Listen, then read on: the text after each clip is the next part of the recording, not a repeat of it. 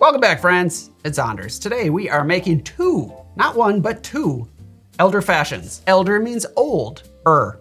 So it's basically like we're making two old fashions. I think you get where this is going. They're gonna be strong cocktails, sippers, pretty straightforward and easy to make. One's gin-based, one's whiskey-based, if that matters to you. I haven't tasted these cocktails yet. It's a new one for me, and I'm excited about it. So if you're new to the channel, hit that subscribe button for more sips, tips, and recipes, and let's go make the Elder Fashioned to the bar. With a drink called the Elder Fashioned, you know there's gonna be something called Elderflower Liqueur in it. If you haven't figured that out, I'm here to tell you. This is Saint Germain.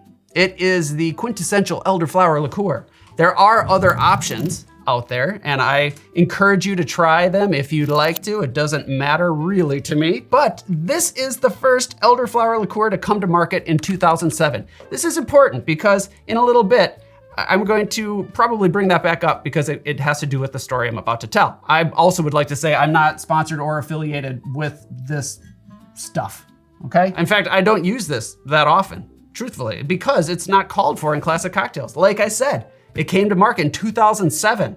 I was bartending at the time, and I remember one of our purveyors came in with this little bottle of Saint Germain and told me I needed to try elderflower liqueur, and I didn't even know what an elderflower was. And I just poured it into a glass of bubbly wine, and I thought, oh, that's really good. And then I didn't give it much thought for years after that. Anyway, bartenders use it all the time. There are a number of cocktails that call for this bottle. And today, I'm gonna show you two of them. But here's the thing, I always thought there was one cocktail that was the Elder Fashioned because I discovered it in this book, The Old Fashioned by Robert Simonson. Great book, by the way. If you're looking for old fashioned recipes, this is a good place to find some. Open this up to page 113. Not that I have it memorized or anything, but there it is, The Elder Fashioned. And I also want to point out right here, it says Fashioned ED, okay? Take note of that. It mentions that it was created by Phil Ward in 2007 out in New York at Death & Co. Although in here it says, this drink features a London dry gin, but that's actually not right. It features a Plymouth gin, which is a style. It's also dry gin, so I don't really care that much. The bigger typo here is that it's called the Elder Fashioned. After digging in a little deeper in other sources, turns out, at least according to the Death & Co website, Phil Ward called it an Elder Fashion. No ED.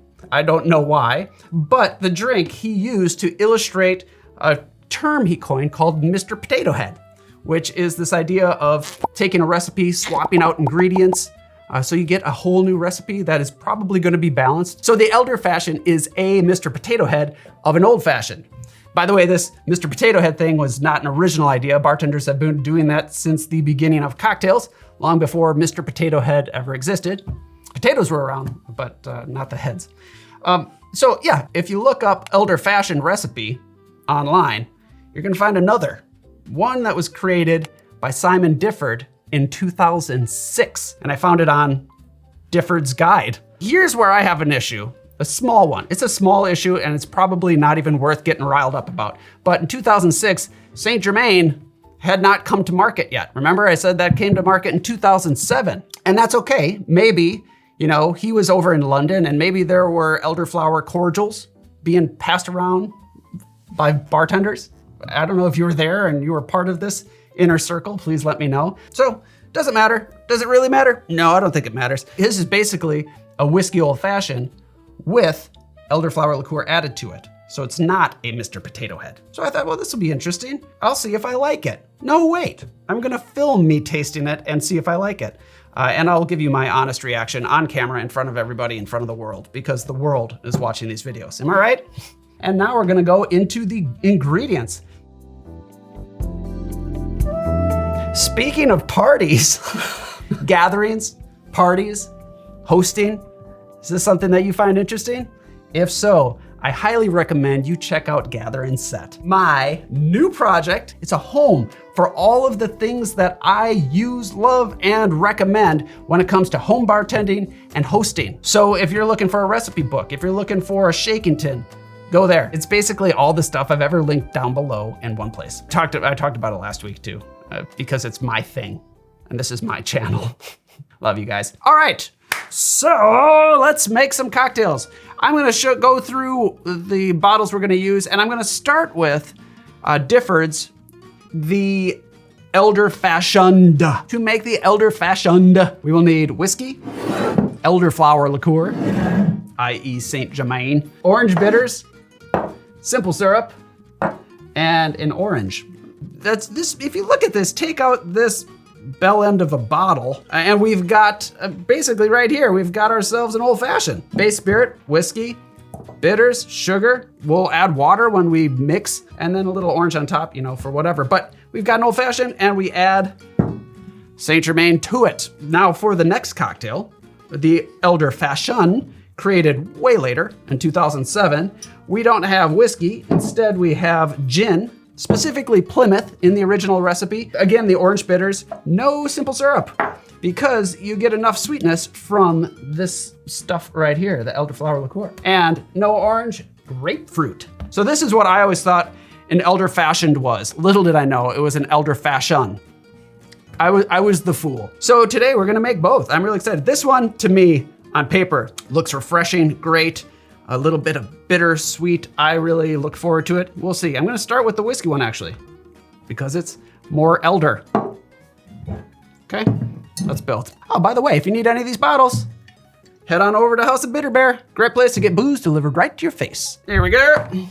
Yeah, no disrespect to Saint Germain for the bell end bit. I know a number of you to this day have been asking when we are gonna get more of these bar mats in stock, because they're the best bar mats known to man and woman.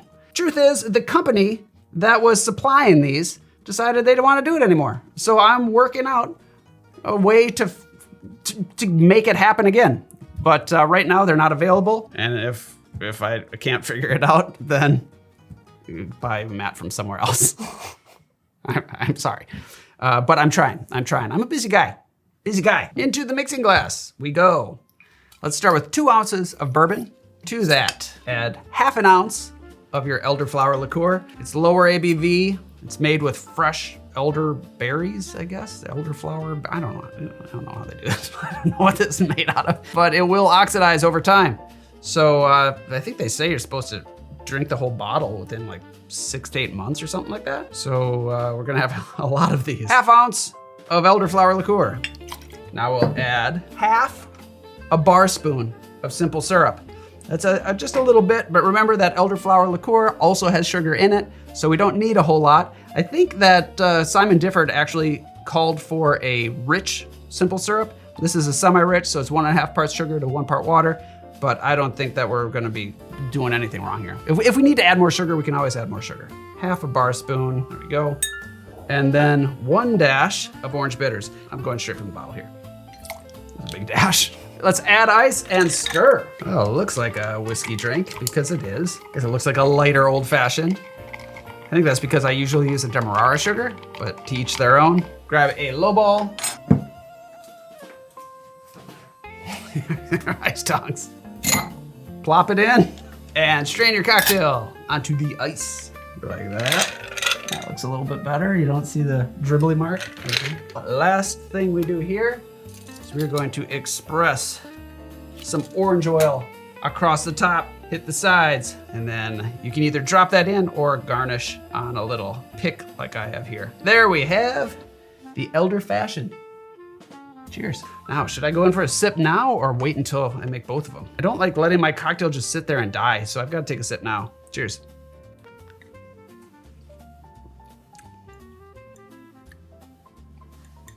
It's pretty good. It's actually not so bad. I do like the orange on the nose, and then you get a nice floral sweetness from the elderflower. The bourbon's good.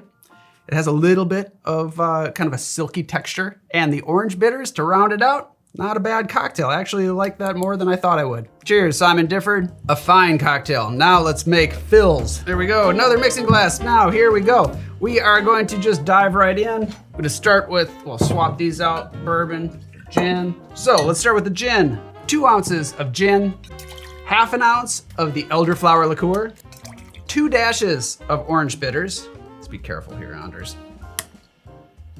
That'll be good. Add ice and stir. So 2 very similar drinks. I think it's really just gonna come down to what does the elderflower work better with? The botanical gin or the rich bourbon? We know it works with the bourbon. Although I don't get a strong elderflower flavor in the bourbon version. I'm hoping to get a little bit more in this one. Sometimes I get bored stirring and I cut it off early. I don't want to do that. Grab a low ball, drop in another cube of ice, chunk straight off onto the ice. And express grapefruit oil across the top. I like this move. I think this could put it over the edge. I like grapefruit oil on my drink. Hit the sides, put it on the side like this, but you could drop it in once again. All right, there it is. The Elder Fashion. Cheers. Ooh, well, yeah, that is really, really good. These are both good, but I think I gotta hand it to Phil Ward's here. So I'm a fan of Plymouth gin. I'm glad I didn't go with the Navy Strength, a nice smooth gin. This is good, a subtle sweetness, definitely get a nice bright botanical. I definitely taste the elderflower. Oz, would you like to try these? Yeah. I'll go the route I did. Okay. Oh, oh, that's good actually. It is good. Yeah, it's subtle. It is good. And this is in line with what I think of an old fashioned, because it is an old fashioned with elderflower liqueur. There is the Elder Fashion. Ooh. What do you think? Totally different. Yeah. Also good. They're both good. They're just different. Very nice, huh? Look at that guy. I gotta say, they're both very good. And if I were handed either one of these drinks, I'd be very happy. But because I have both of them, I think I'd have to give the edge to this one. I think it's innovative. It tastes like Mr. Potato Head. I like that it is built like an old fashioned, but really tastes nothing like what I think of an old fashioned. And it's still balanced and good. Just a fun drink.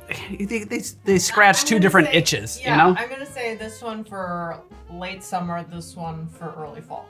Ooh, good. All right, so there we have it. Is there anything else you'd like to add, Anders? We mentioned Gather and Set, link down below. We mentioned House of Bitter Bear, link down below. I haven't mentioned watching another one of these videos. I would love it if you'd do that, and I'll meet you back here next time. Thank you all for watching. As always, thanks for supporting the channel. Get out of here. Cheers.